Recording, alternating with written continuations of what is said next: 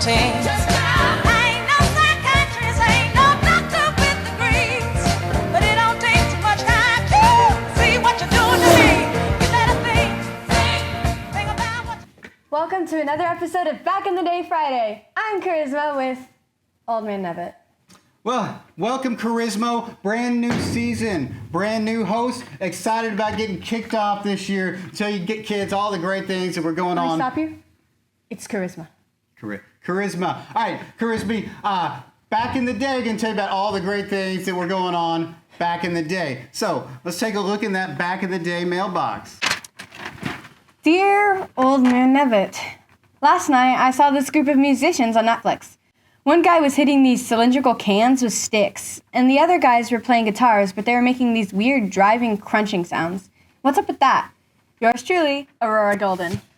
All right. Well, listen, Aurora, I think what you've seen on this Netflix stuff that you kids waste all your time on, I think what you've seen there is a rock and roll band. A rock and roll band. Are you familiar with this, Charisma?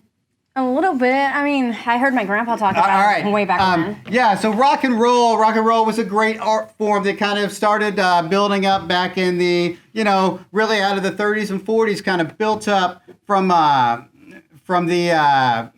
blues and jump blues, rhythm and blues, even early country music and things like that into a form we call rock and roll. And so what you saw there, the guys hitting those cylindrical things, that's actually a drum set, okay? They're playing the drums. You familiar with this? Drums? I thought those were like something you had on electric stuff and you just press a button and boom, it plays for you. Yeah, see, that's what you kids think now. All the drums are, it's just a drum machine programmed in a computer, but no, we actually used to have in the rock and roll days real live people playing the drum set. Sounds like too much work. Yeah, well, back in my day, nothing was too much work. Now, getting out of bed, walking across the street, even walking over to answer a phone is too much work for you guys. You gotta have your cellular devices and all that kind of thing. And so rock and roll, it was really built out of that 4/4 time. So many of the great songs, 4/4 time, and you've got that snare drum, on the 2 and the 4. Is that supposed to be an impression? Yeah. We had, some early rock and rollers, people like Elvis Presley, Chuck Berry, Buddy Holly, some of the early rock and rollers right here, and the music was really big. You know these people? I think I know Elvis. My grandpa's like obsessed with him, always talking and talking. Yeah, people went crazy back then. People went crazy back then for Elvis, screaming and, a lot of excitement. And a lot of people thought this rock and roll was really rebellious, evil stuff, but because it drove the kids mad. Didn't he sing that song like Love Me Tender or something? Love Me Tender. There's rock and roll. Charisma, you're a little bit more on top of things than I thought you were. Charisma. That was Charisma. That was one of those big hit songs for Elvis. He had a lot of hit songs, early days, Blue Suede Shoes, Hound Dog, that kind of stuff, All Shook Up. So the other thing that our writer there,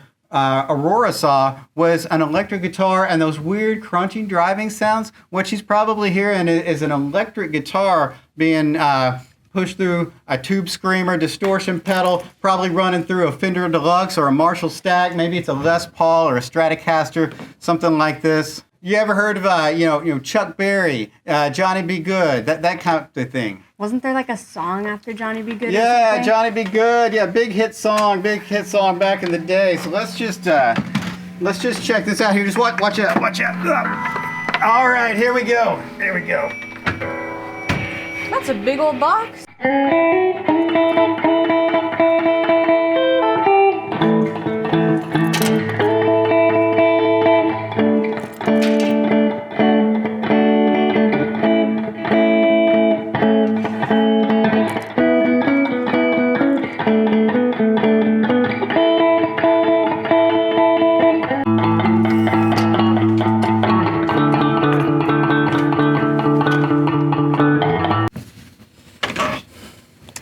How loud was that?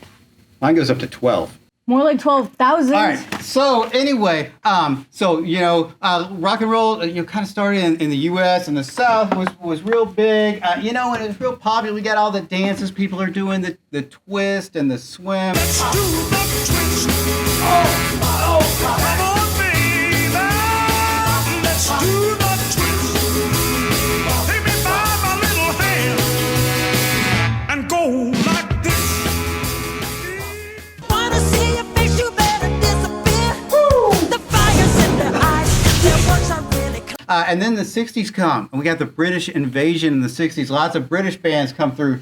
Bands like the Beatles. Like Bugs? This is no, not like Bugs, like the Beat. Yeah, not the best name in the world, but one of the best bands in the world. You ever seen a record before? What's a These are record? records. So Beatles, Rolling Stones, the Who, so this builds up, like through the 1960s, and in the 1960s, 50 years ago, almost 50 years ago, today, 50 years ago this month, big music festival called Woodstock. 100,000 people converge on Woodstock, New York. They go up there to see all these great bands like the Who and The Who now? Who? Yes, the Who. The Who. Jimi Hendrix was there. Janis Joplin was there. You think Janis Joplin ever used auto-tune? Who? No, she did. All these people you guys listen to, the Beyonce and all these people, it's all the drum machines and the auto-tune. Back then people played real instruments and sang with their real voices. Crosby, Stills and Nash, they were up there at Woodstock, one of their very, very first shows.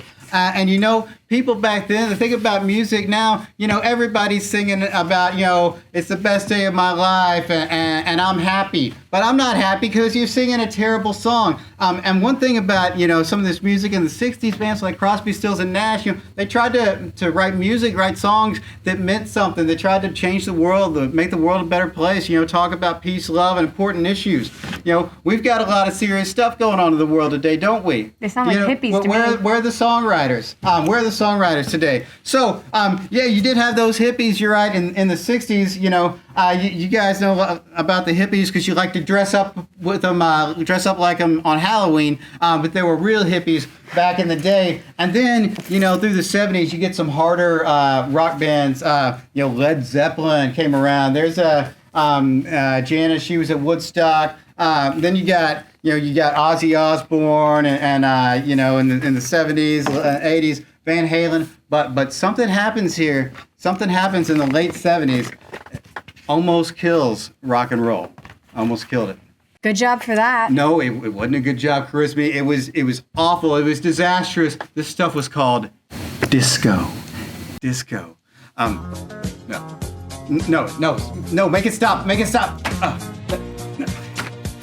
See, you like it too, you big old grump. No, it's terrible. It's terrible. But you got to watch out for this stuff because once it gets in your head, you can't get it out. Cut it. Make it stop. All right.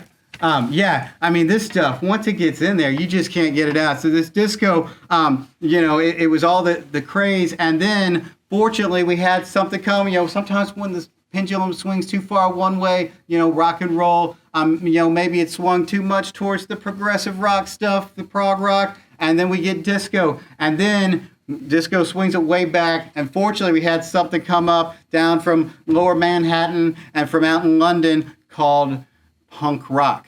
And punk rock came and it just smashed disco to pieces and really saved as well. Like great bands like, The Clash, New York Dolls, Buzzcocks, these great bands that really brought rock and roll back. And then we had all kinds of great stuff in the, some good stuff in the 80s. We almost got too strong with the synthesizers in the 80s. And then we had this glam metal stuff.